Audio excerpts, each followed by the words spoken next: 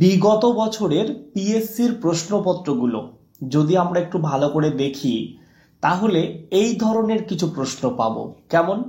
2012 সালের পরীক্ষার প্রশ্নপত্রে ছিল গোবিন্দ দাস কবিরাজ বৈষ্ণব পদাবলীর কোন পর্যায়ের সেরা কবি হিসাবে খ্যাত।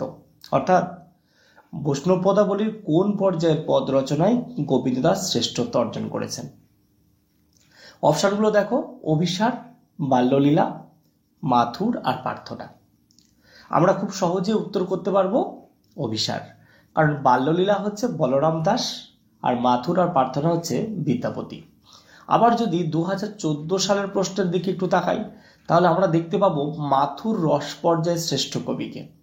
আবার 2015 সালে এই মাথুর থেকে আর একটা প্রশ্ন এসেছিল, কেমন যেন, এই যে মাথুর পর্যায়ের শ্রেষ্ঠ কবিকে 2015-তে এসেছে। দেখো 2014 এবং 2015 প্রায় রিপিট বলা যেতে পারে।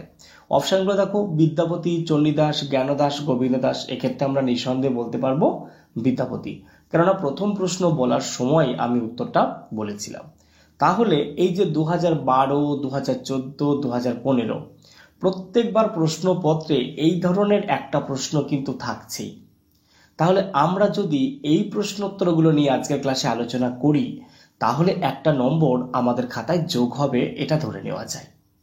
আচ্ছা, তাহলে আমাদের আজকে আলোচনার বিষয় কি? আজকে আলোচনার বিষয় হচ্ছে বৈষ্ণব কবি অর্থাৎ বৈষ্ণব পদকর্তা ও তাদের শ্রেষ্ঠত্ব, অর্থাৎ তারা কোন কোন বিষয়ের পদ রচনায় শ্রেষ্ঠত্ব অর্জন করেছেন। যদি বৈষ্ণব পদাবলীর দিকে তাকাই তাহলে আমরা বেশ কিছু পর্যায়ের পদ পাবো। পদগুলোকে আমি একটু দেখি, যেমন পূর্বরাগ, অভিসার, তারপরে কি পাবো, রূপানুরাগ, আক্ষেপানুরাগ, মান, নিবেদন, তারপরে প্রার্থনা, তারপরে মাথুর, তারপরে ভাব সম্মেলন। আবার যদি আমরা এই পর্যায়গুলো বাদ দিয়ে আরো কিছু পদ দেখি, যেমন গৌরাঙ্গ বিষয়ক পদ, গৌরচন্দ্রিকা বিষয়ক পদ এবং বাৎসল্য লীলা বিষয়ক পদ। এই যে পদগুলো, এই পদগুলোতে কারা কারা শ্রেষ্ঠত্ব অর্জন করেছে। তাহলে আমরা যদি প্রথম থেকে দেখি অর্থাৎ সেই পূর্বরাগ থেকে, তাহলে পূর্বরাগ পর্যায়ের পদে শ্রেষ্ঠত্ব কে অর্জন করেছে?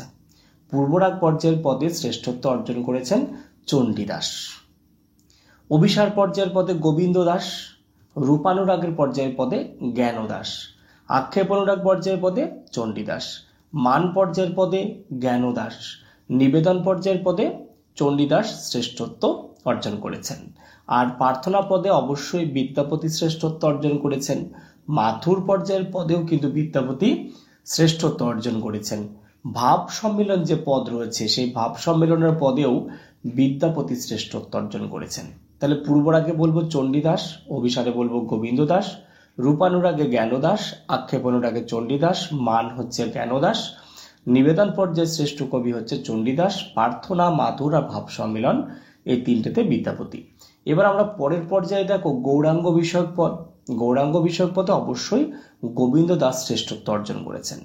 আর গৌরচন্দ্রিকা হচ্ছে রাধা মোহন ঠাকুর। এটা নিয়ে একটু বিতর্ক থাকলেও আমরা বলবো রাধা মোহন ঠাকুর হচ্ছে গৌরচন্দ্রিকার শ্রেষ্ঠ। আর বাৎসল্য বিষয়ক পদ রচনা শ্রেষ্ঠত্ব অর্জন করেছেন নিঃসন্দেহে বলরাম দাস। তাহলে এই যে আমরা বৈষ্ণব পদাবলী পড়তে গিয়ে কে কোন পর্যায়ে শ্রেষ্ঠত্ব অর্জন করেছে এগুলো কিন্তু একটা ছকের মধ্যে খুব সুন্দর করে দেখতে পারি। আচ্ছা, কেমন? দেখো, পূর্বরাগ পর্যায়ের পদ চণ্ডীদাস পাশে লেখা আছে, তাই না?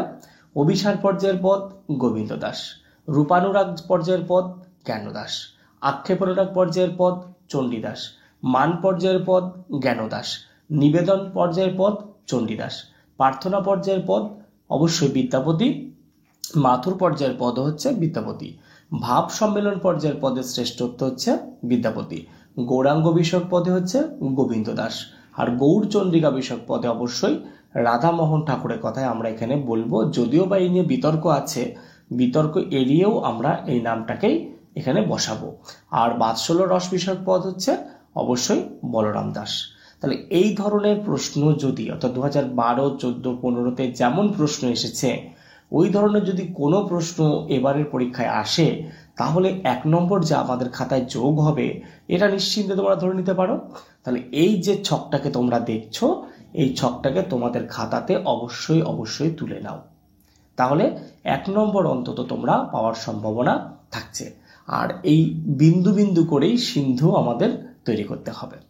এর পরবর্তী ক্লাসে আমরা আরও প্রশ্ন পদাবলীর কিছু পদ থেকে প্রশ্ন এসেছিল, যে এই পদটা কার লেখা, ওই পদটা কার লেখা, ওই ধরনের কিছু প্রশ্নের উত্তর আমি তোমাদের সামনে নিয়ে হাজির হব। যাই হোক, দেখা হচ্ছে আগামী ক্লাসে। ততক্ষণ তোমরা ভালো থেকো, সুস্থ থেকো, তোমাদের এই চ্যানেলকে ভালোবেসে চ্যানেলের সাথে জুড়ে থেকো।